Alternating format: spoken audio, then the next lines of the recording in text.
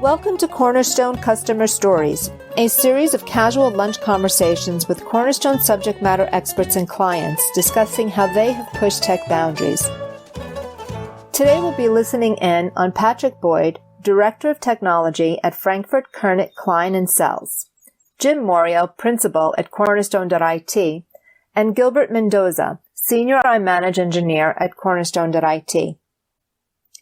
Jim, tell us a little bit about Cornerstone's relationship with Frankfurt, Kurnit, Klein, and Selz. Great, thank you, Adriana. We've been working with Patrick and his team at Frankfurt Kurnit for many years at this point. We've done a number of different technology projects with him. The first of which was the iManage migration from eDocs, and then subsequent records management project, and then the move to the cloud and the bundle of tools that iManage includes in that. So we've got a great working relationship with them. Very forward-thinking IT director, taking the firm to cloud platforms, preparing for moves. He's done a ton of work in the last couple of years, and we're grateful for the relationship.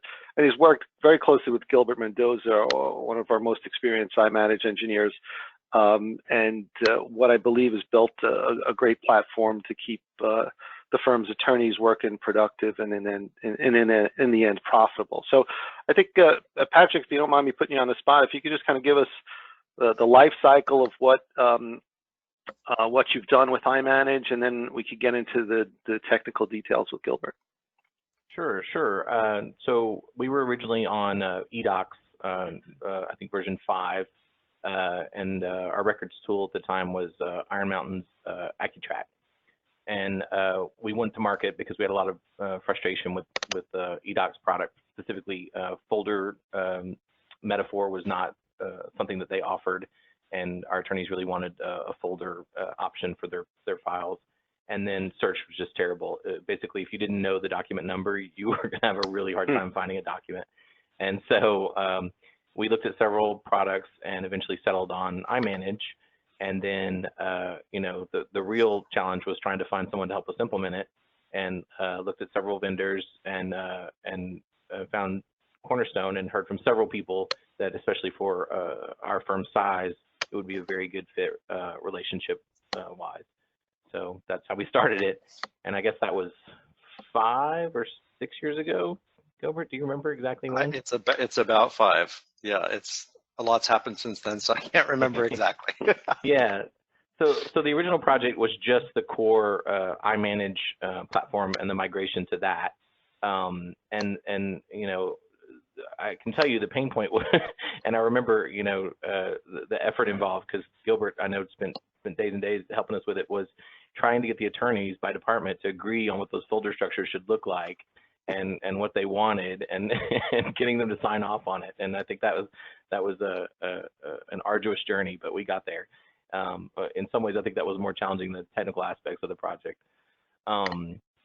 But yes, we did that, and then I think we turned around pretty quick, maybe a year later, and started working on the records project, moving from AccuTrack to the records management tool. We wanted something that would integrate and help us with sort of, the whole document lifecycle, where we can move them out of active documents into records, and then eventually, hopefully permanently retire them.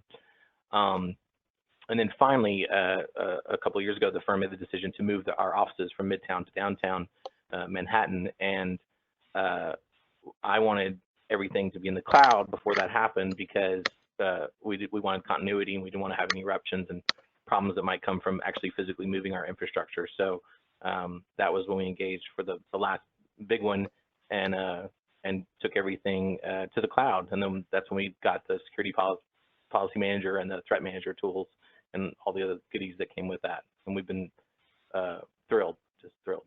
Everything's worked really well. That's great. Can you, maybe Gilbert, you could talk a little bit about the folder structures and how, Patrick, you had said that search and folders was kind of the biggest challenges you had with eDocs. What was the steps that you took with Patrick and his team and the attorneys to develop that new folder structure, the workspace designs?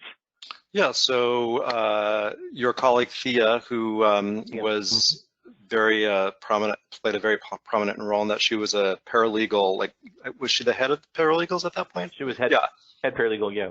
Okay, so she sort of charged it up, and we had meetings with the practices, all the different practices, and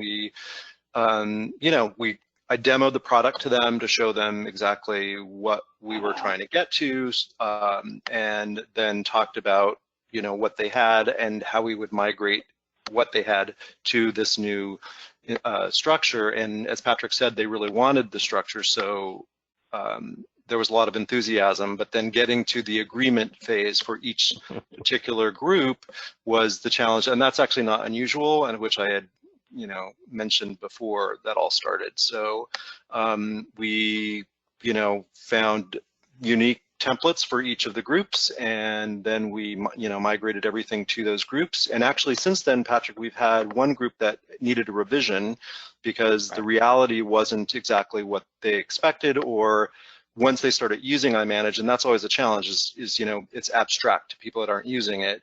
And so once they actually got into it, they sort of developed another use case for themselves that basically streamlined it better. So we did a little conversion on that as well.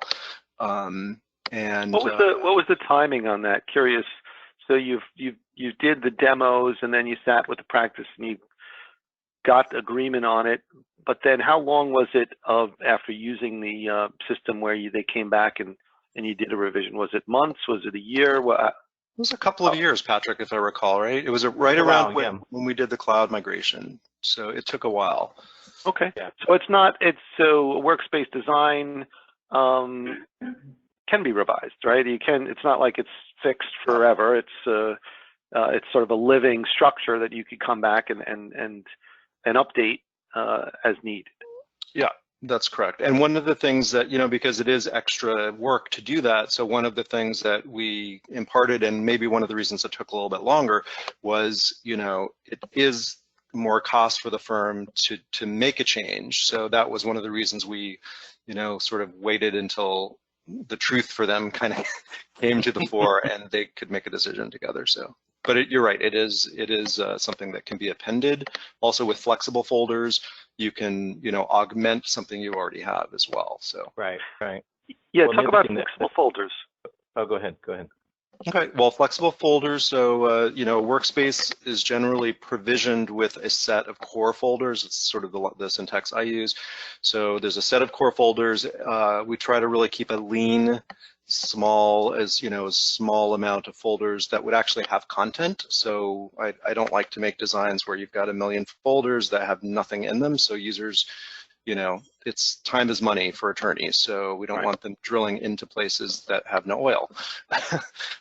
So the flexible folder option allows them as needed to augment the core workspace folders with folders that they have predetermined. And the beauty of that is that the syntax of it is everything spelled the same, everything is going to alphabetize the same way.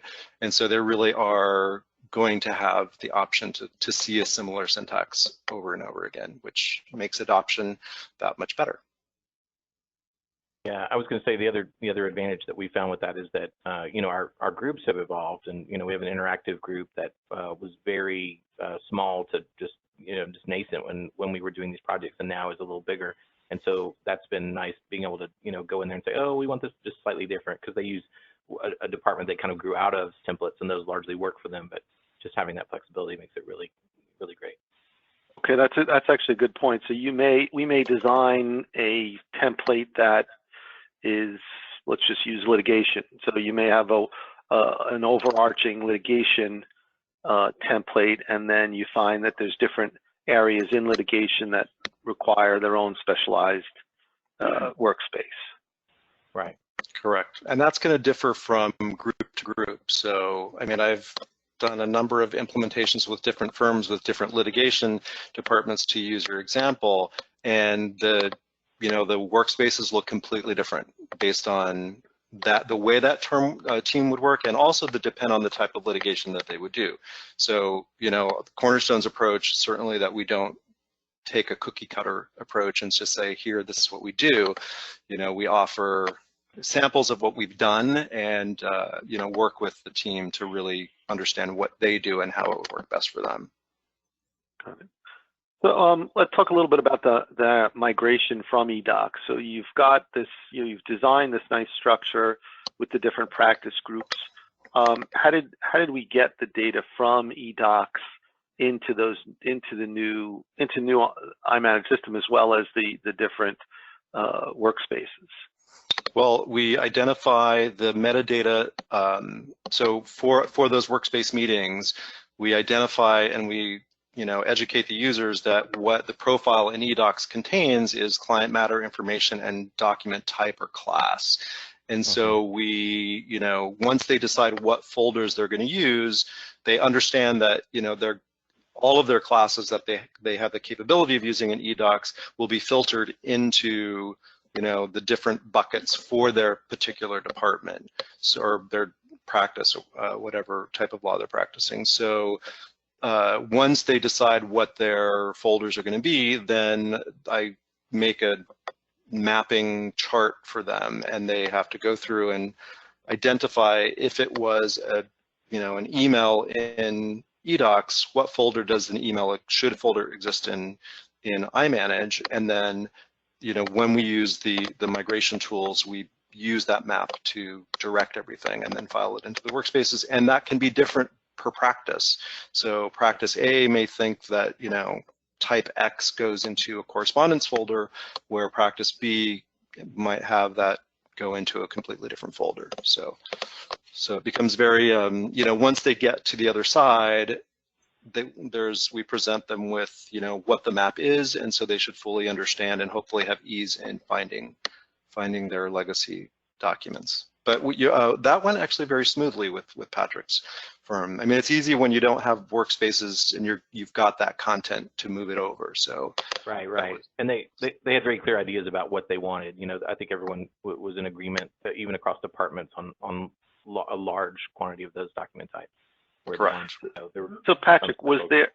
I'm sorry to interrupt, but you mentioned Thea as the paralegal, but was there sort of stakeholders for each practice area that was the sort of the one who blessed off on it? Like, how did you get the different practice areas to commit?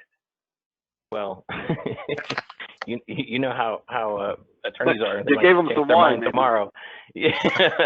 I think the way we handled that was, again, like Gilbert said, we tried to keep it minimal, and especially at the top level in terms of folder structure.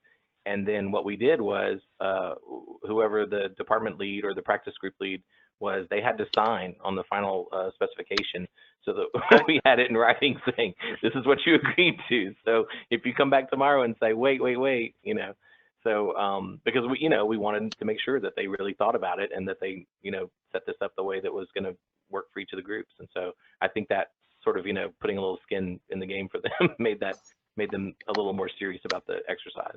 Because, it's tough to get to people to think about, metadata and how they're going to tag their stuff. They want to work. Right. But it's all just to, sorry to interrupt, but it's also something that they're going to be working in day out. So right. To translate that importance that Patrick's just talking about, you really, you have to find a way to make them take it seriously, because it's going to be what they're doing. Good point.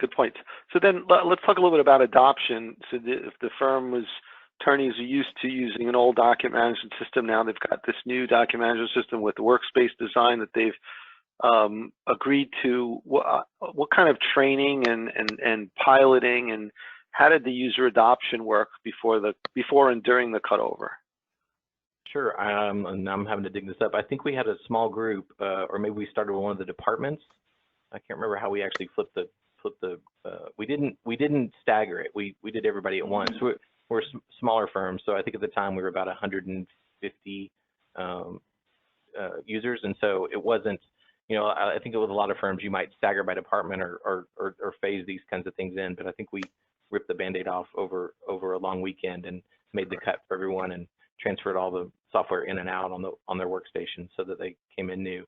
But ahead of that, we did a lot of training. We walked them through demos. We sat with the assistants a lot so they would really feel comfortable with it, just to make sure everybody was, knew what was going to happen. And of course, still there were 1,000 questions, but it was much smoother than I anticipated in terms of the cutover.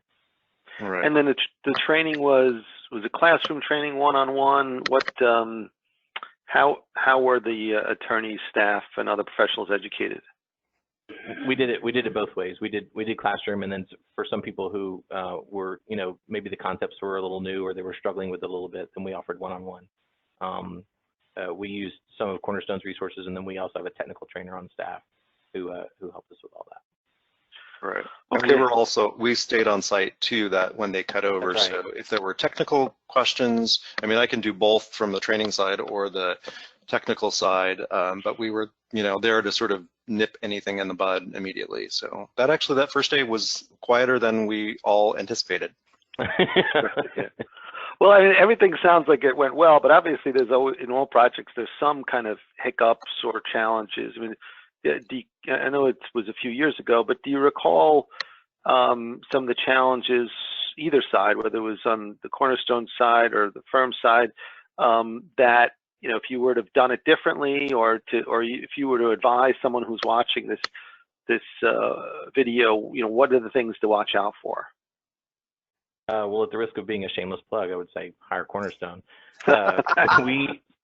We actually were very surprised at how smoothly it went, and I don't think we did experience any significant hiccups. Do you remember? I know some people weren't quite tuned in when they went to the training, and we had to go back and kind of walk them through a little bit after the fact, or they're like, wait, where are my documents? Because they might have been trained a week or two ago, and now they're having to use the tool to be productive. But right. I don't think we had a single technical problem. It wasn't like, where are my documents? They're missing, or anything like that. That was blood on the floor kind of urgent issues. Right. We just had little things with people getting sort of putting on the new shoes and getting comfortable with it. Yeah, and one of the things remind me, Patrick, because one of the general challenges, and I can't remember if you had it, but one of the big challenges that we come across is because the iManage is fed by your time and billing system. And remind me, Patrick, were you doing manual entry in DM before to provision new clients and matters? Yes. Yeah, it was a right. manual process. Okay, so, and that is not uncommon. So, or even in lower versions of iManage, we still have, and I have a project right now where the system engineer for iManage is actually manually putting in a new client matter.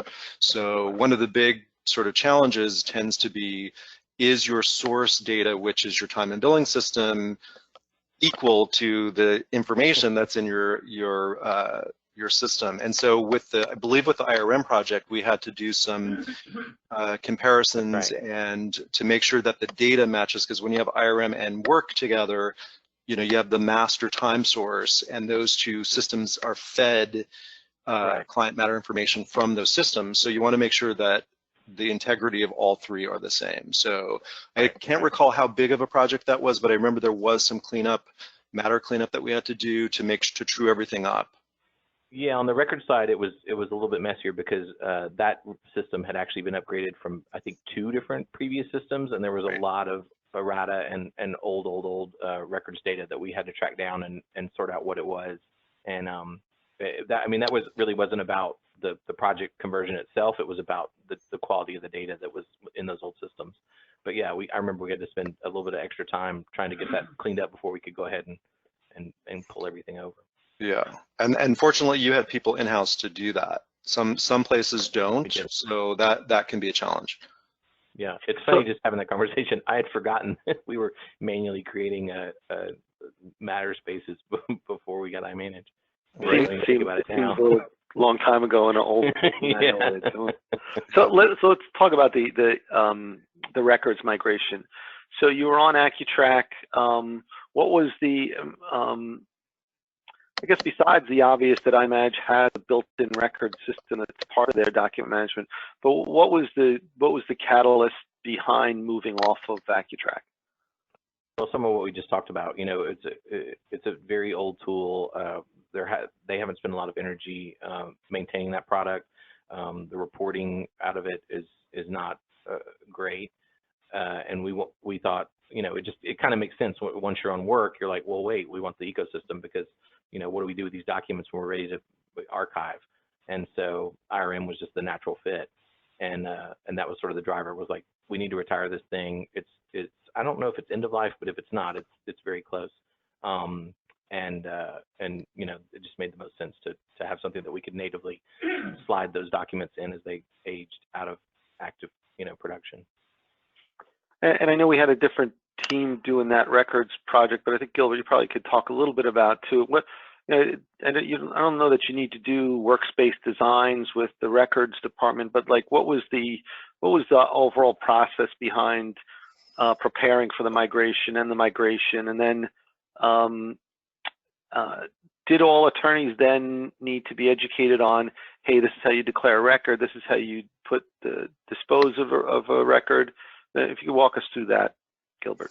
Okay, so the IRM team did an analysis of AccuTrack and did meetings with Patrick's team, with his records team, to essentially fully understand their workflow, and then map, where one could to the IRM syntax, and also, educate on what, additional functionality that there might be. So once that was all designed, so IRM has a component of physical records, and then if there are any digital records, which we did pull in from AccuTrack into iManage, into their respective workspaces, so those get, there's a tool called the policy service, the IRM policy service, that synchronizes workspaces from iManage work into IRM. So anything that lives in IRM or in iManage in a workspace that is a declared record is then metadata about it is ingested into the whole record space in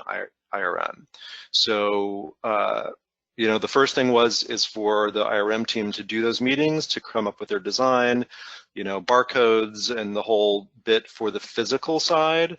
And then we, on the work side, we pulled the digital records, anything that was declared, or a digital record in AccuTrack, into iManage work.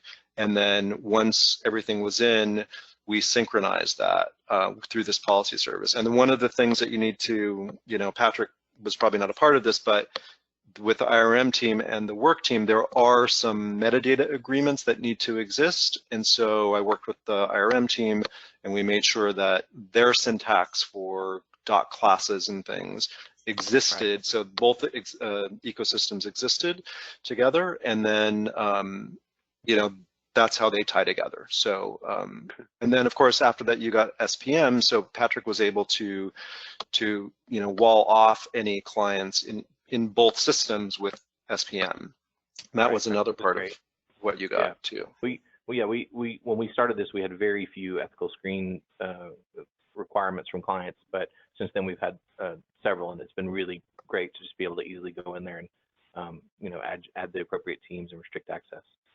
Yeah, we use that tool a lot. Yeah. Interesting. Well, I do want to talk about SPM and TM a little bit more, but as part of the records migration, did you have to go back and train attorneys how to use the declare record capability? What training or education did you need to, or did you keep everything in the records department and they did everything? Yeah, it's largely centralized, and so a lot of times people will just call records or email records and ask for what they want, and they kind of handle that. The other thing that's a little different about our practice is a lot of it is relationship based, and so it's not transactional. We have relationships with clients that have gone on for 30 years plus, and so records is a little different for us than it might be for some firms.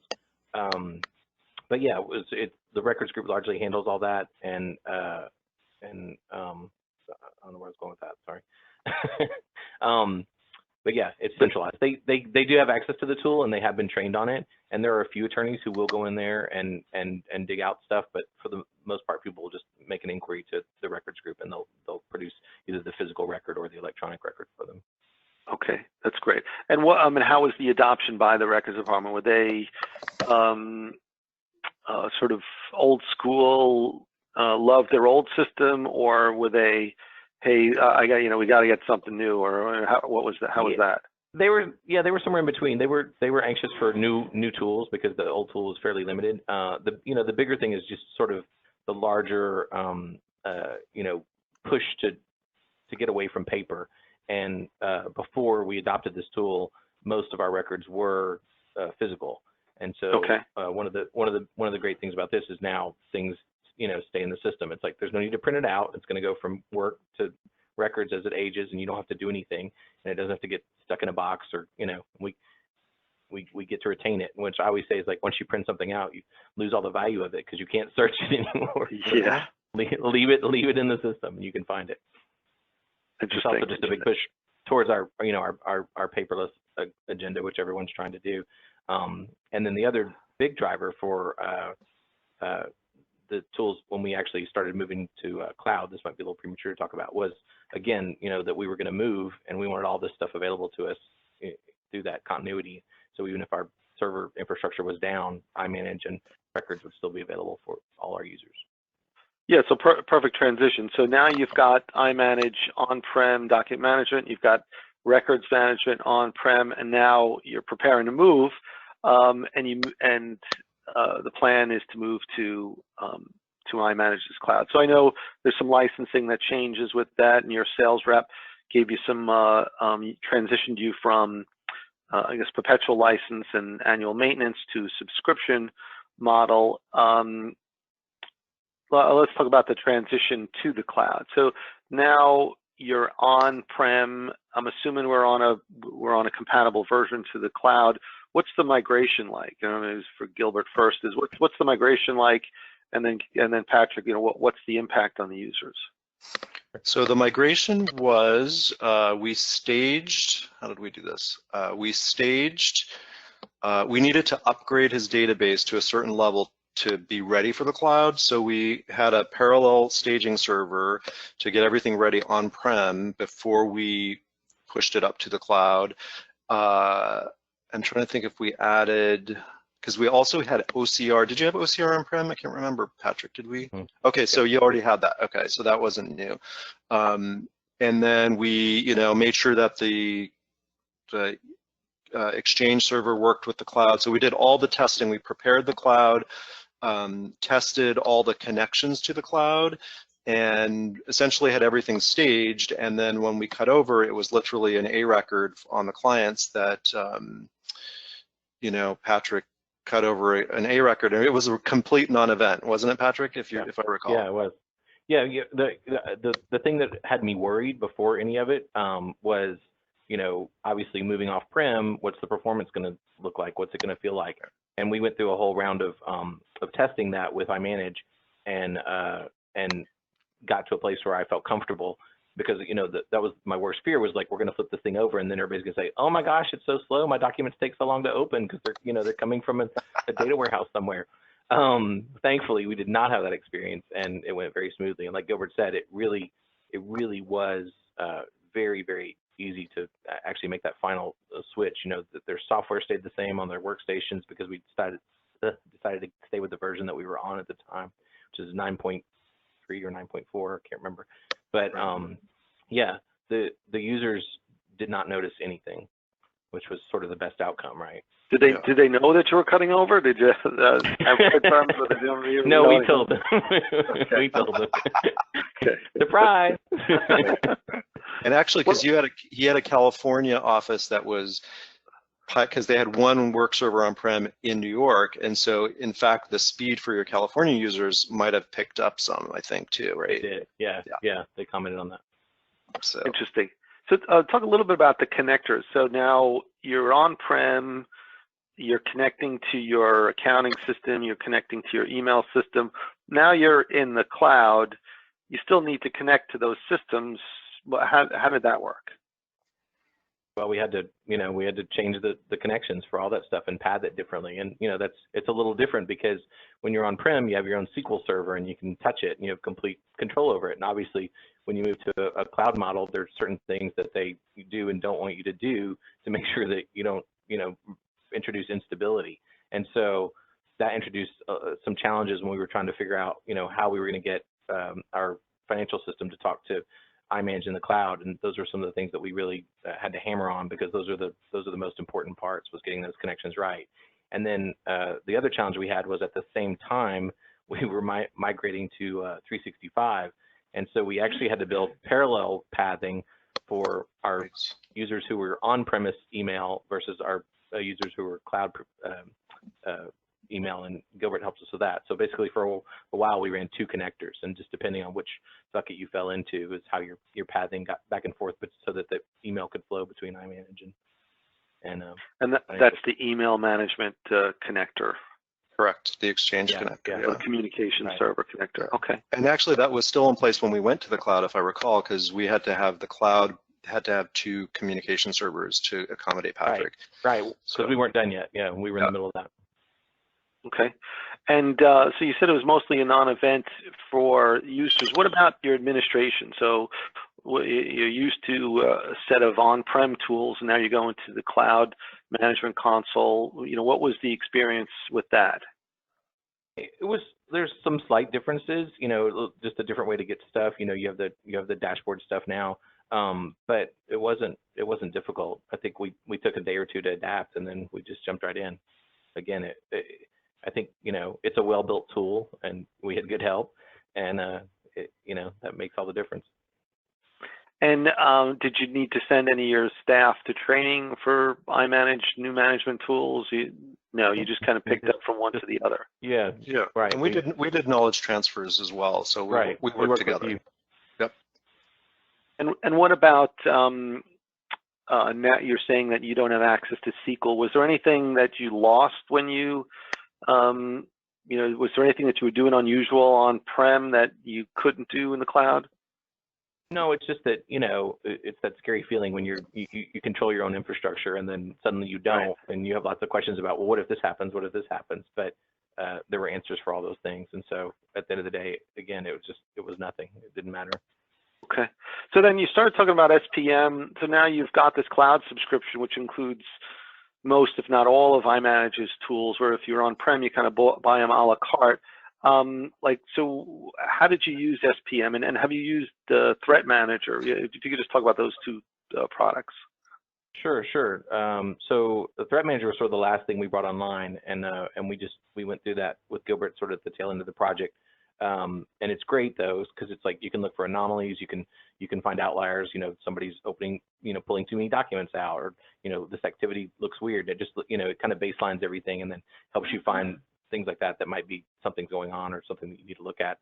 And also just great detailed record on who's touching what documents and what they're doing with them. But SPM we use a lot more frequently. In the last few years, like I said, we've had a lot more ethical screening requests, and it's just much easier. In fact, now that you say that, in eDocs, that was something we actually had to dig into the SQL Server and erect, because they did not have an ethical screening tool, and so we had to go into the SQL tool and assign restricted rights for a given client matter.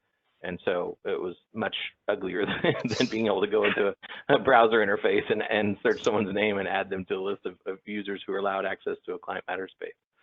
Yeah, so that has made life a lot easier for us. That's great. That's great. So now, fast forward to today. What client are you using today? Have you moved to the Work 10 client? If not, are you planning to? Yeah, we were actually testing it before the world fell apart this spring.